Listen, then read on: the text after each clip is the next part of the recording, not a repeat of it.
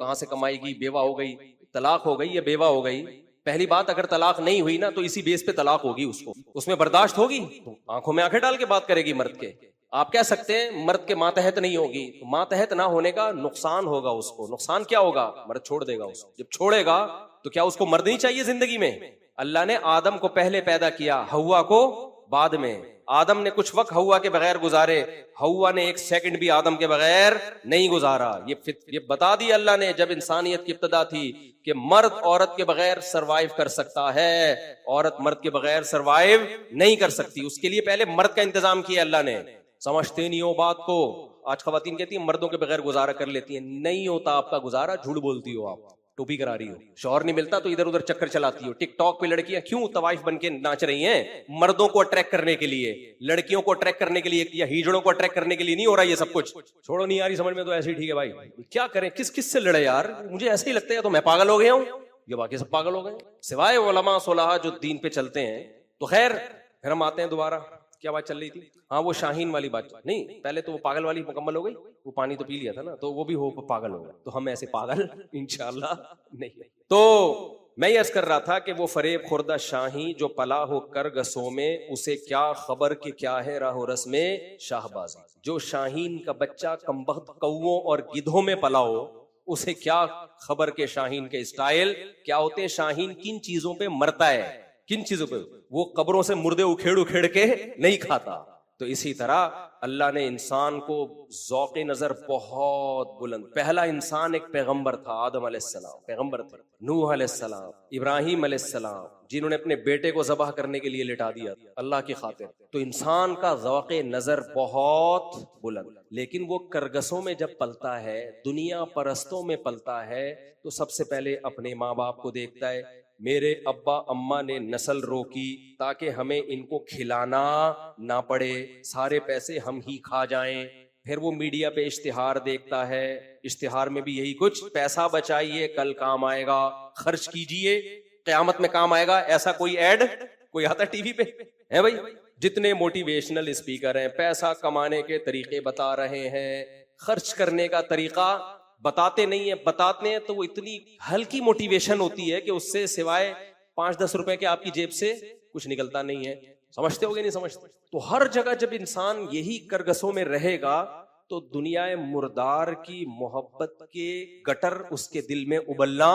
दिल में या तो चश्मे उबलते हैं अल्लाह की मोहब्बत के, या दुनिया मुर्दार के गटर उबलते हैं। समझ रहे हो? दुनिया मुर्दार के चश्मे नहीं होते, गटर उबल रहे होते हैं, जो अंडा मोड़ पे आपको नजर आएंगे। ये गटर कम खतरनाक है। अगर आप ऐसे इलाके में रहते हो, अमेरिका में, जापान में, स्विट्जरलैंड में, जहां खूबसूरत चश्मे उबल रहे हो, लेकिन आपके दिल में दुनिया की मोहब्बत के गटर हो, तो उससे अच्छा वो अंडा मोड़ है जिसमें गटर उबल रहे हो लेकिन दिल में अल्लाह की मोहब्बत के चश्मे उबल। पहले किसकी हिफाजत करनी है मेरे भाई?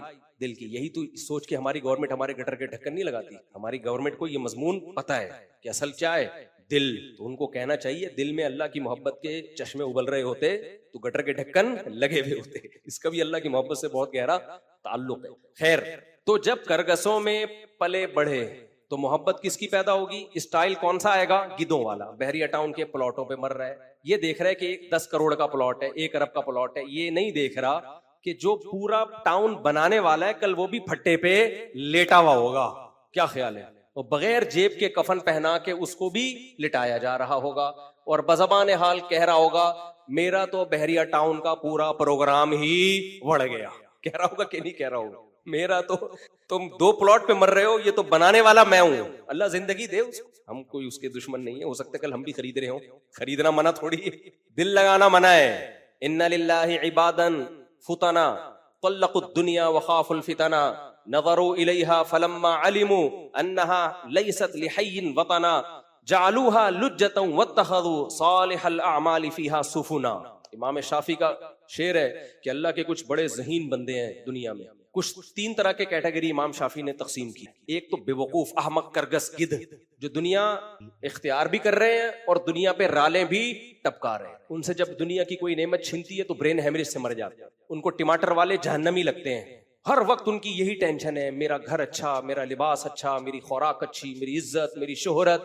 ये नहीं पता कि कितने जनाजे उठ चुके हैं। ये है करगस और गिद्ध। इमाम शाफी के शेर का मैं तर्जुमा उर्दू में मफहूम बयान कर रहा हूं, समझते हो? ये करगस और गिद्ध है। कहा कुछ बेवकूफ हैं, उनके दिल में दुनिया की मोहब्बत तो नहीं है लेकिन है अहमक। दुनिया की मोहब्बत तो नहीं है, वो क्या है लेकिन अहमक और बेवकूफ। ये वो हैं जिन्होंने दुनिया को बिल्कुल ही लात मार दी है और जंगलों में निकल गए, बिल्कुल दुनिया छोड़ दी इन्होंने। जैसे ईसाइयों में राहिब आपको मिलेंगे, हिंदुओं में पंडित बहुत से ऐसे हैं, सिले हुए कपड़े नहीं पहनते और गोश्त नहीं खाते, सारी जिंदगी खीरे ककड़ियों पे गुजारा कर देते हैं। टमाटर उनकी फेवरेट डिश है, उनकी बकरीद भी टमाटर से ही गुजरती है। और वो मुर्गो मुसल्लम नहीं खाते, बिरयानी नहीं। बिरयानी की देख के ढक्कन जब खुलता है उसकी खुशबू का उनको पता ही नहीं है। मुझे बताने में इतना मजा आ रहा है, सोचो खाने में कितना मजा है। ढक्कन का अपना मजा है या नहीं है? जब देग की बिरयानी हो ना और लकड़ी के उस पे पकी हुई हो, लकड़ी के यानी लकड़ी पे पकी हुई हो ना, उसका अपना जायका हो। और बड़े रवाज डाला हुआ उसके अंदर, चर्बी वर्बी डाली हुई हो, फिर बड़े गोश्त की हो या बकरे की हो, लेकिन क्या बताएं उसके साथ हो, रवाज के साथ। फिर जब ढक्कन खुलता है मजा आता है कि नहीं आता? तो इमाम शाफी के बकौल कुछ अहमक और बेवकूफ ऐसे हैं जिन्होंने ये बयानात सुने कि दुनिया मुसाफिर खाना है, मुसाफिर खाना है। कुरान में पढ़ा, तौरात में पढ़ा, इंजील में पढ़ा, उन्होंने दुनिया ही छोड़ दी, लात मारी है। कोई देख की ढक्कन मक्कन नहीं। उबले हुए चावल खाने हैं, बॉयल चावल, वो भी जब शदीद भूख लगे चारने वाले ले लो बस। और ककड़ी के साथ गोश्त मोश्त और मुर्गो मुसल्लम और बहरिया टाउन और अमेरिका क्या, जापान क्या और घर क्या, गंदे नाले पे छपड़ा डाल लो बस। जरासीम आएंगे तो कोई बात नहीं, मर जाएंगे ना, तो दुनिया क्या है? मुसाफिर खाना है, मरना तो ऐसे ही है। गंदे नाले पे रह रहे हैं, वो छपड़ा डाला हुआ है, नहाते नहीं है ताकि जरासीम ज्यादा से ज्यादा हमला कर सकते। जरासीम भी तो अल्लाह की मखलूक है ना, उसका भी पेट भरने का सवाब मिलता है। क्या ख्याल है भाई? एक साहब को मैंने कहा कि पानी बॉईल करके, वो डॉक्टर कह रहे हैं कि जरासीम बहुत आ रहे हैं। उसने कहा उनकी लाशें तो फिर वो अंदर ही रह जाएंगी, पानी बॉईल करेंगे जरासीम की लाशें तो अंदर ही होंगी। मैंने कहा भाई उलूम है ये, उलूम, ये वो उलूम है जो रूहानी आमिलों के पास होते हैं, ये इल्म नहीं है। ये क्या है? उलूम। मैंने कहा मेरे पास इसका जवाब, वो लाशें भी तो पेट में जाएंगे। अब किसी डॉक्टर से पूछूंगा भाई वो लाशों का वो कैसे निकालें हम? जरासीम को जब पानी को जब हम बॉईल करें तो अंदर लाशों को हम कैसे निकालें? उलूम तो है बाहर। खैर, तो दूसरे वो लोग हैं जिन्होंने दुनिया को क्या कर दी? तलाक दे, निकाल दिया। ये भी बेवकूफ है। क्यों? दुनिया की नेमतें जो अल्लाह ने इंसानों के लिए पैदा की थी उनसे लुत्फ अंदोज ही नहीं हो रहे, क्योंकि दुनिया को छोड़ने का सवाब नहीं है कोई क़यामत। कुल मन हर्रम ज़ीनतल्लाहिल्लती, क्या है? कुल मन हर्रम ज़ीनतल्लाहिल्लती अखरज लिइबादिही वत्तय्यिबाति मिनर रिज़्क़। अल्लाह कहते हैं कि ये तो मैंने पैदा तुम्हारे लिए किए हैं, तो इनको कौन हराम कर सकता है? फिर अल्लाह ने पैदा क्यों किए अगर खिलानी नहीं थी, पाबंदियां लगानी थी?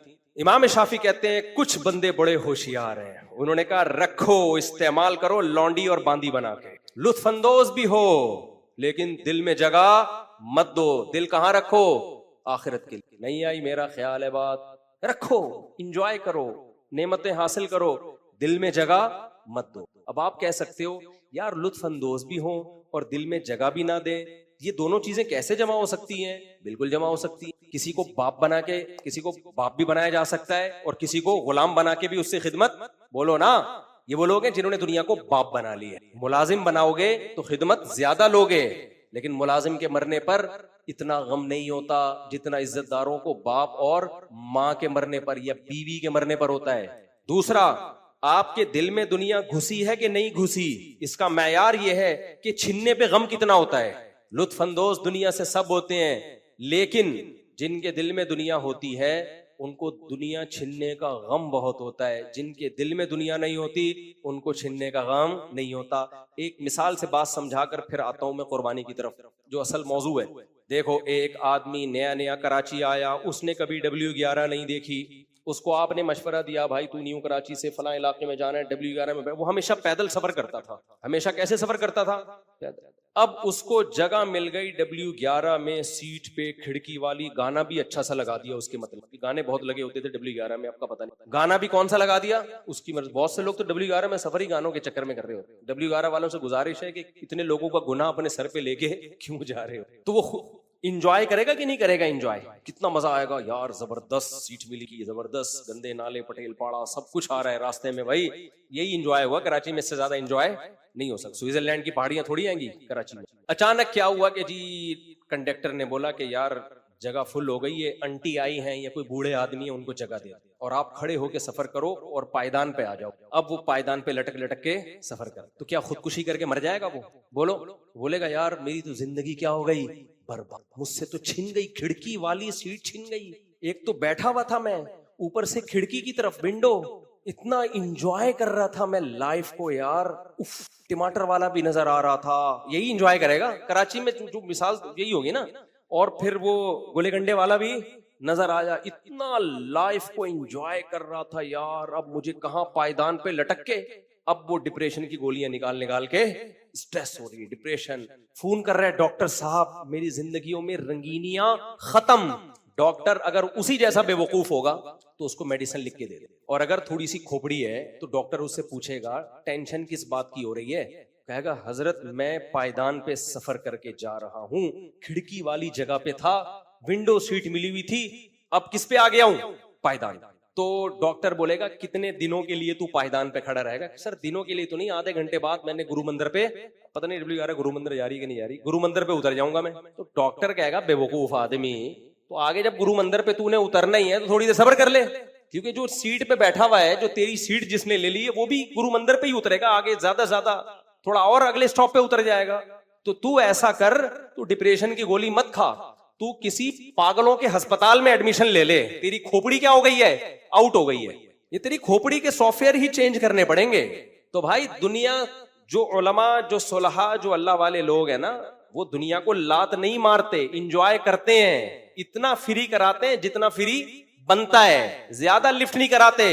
यही वजह है कि उनसे दुनिया छिन जाए तो टेंशन में नहीं जाते, उनको मोहब्बत ही नहीं है। छिन गई तो छिन गई, कोई बात नहीं भाई, सफर है, आगे फट्टा है, आगे क्या है, थोड़े दिनों में बाद क्या है, फट्टा है, जनाजा है, कब्र है, फिर लिटा के निकल लेंगे पतली गली से, खत्म किस्सा। 3 दिन तक रोना धोना, बहुत ज्यादा करीबी रिश्तेदार 1 साल तक ईद बकरीद पे याद करेंगे, अब्बा थे अब नहीं है, उसके बाद कहानी खत्म। तो किस्सा ही खत्म होने वाला हो यार।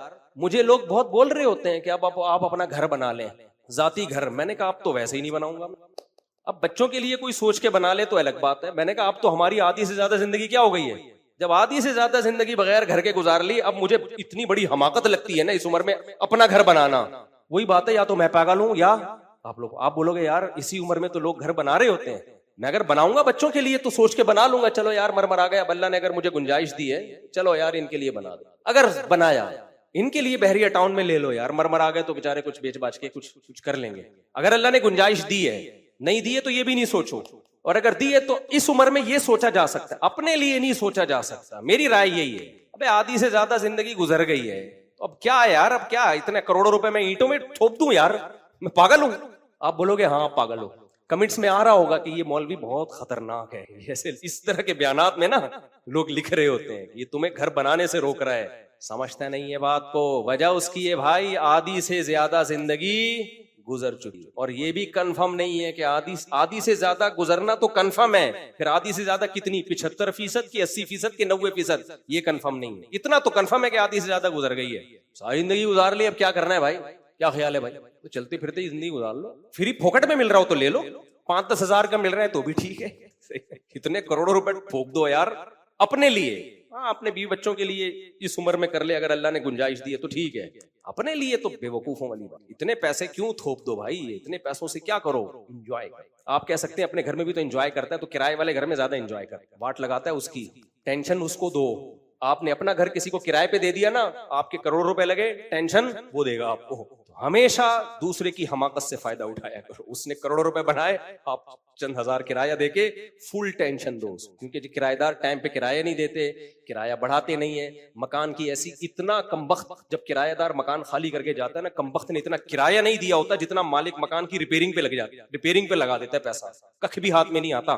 खैर अब ये कहां मैं किस्सा ले गया यार। अब आप लोग बोलोगे किस किस्म की बातें मौलवी साहब ने कर दी हैं। इस किस्म की बातें ही भाई हम करते हैं क्या? तो वो पायदान पे जिसको खड़ा कर दिया ना, वो टेंशन में नहीं जाएगा। वो कह रहा है थोड़ा मजा वहां ज्यादा आ रहा था, यहाँ क्या हो रहा है, थोड़ा कम आ रहा है, यही होगा, इससे ज्यादा कुछ भी नहीं होगा। बाकी आगे अड्डे पे उतर जाएंगे, किस्सा खत्म, भूल जाएंगे खिड़की वाली सीट मिली थी। या देखो जो नया नया जहाज में सफर करता है ना पहली दफा, वो विंडो सीट पे बैठता है, बड़ा इंजॉय करता है ना वो।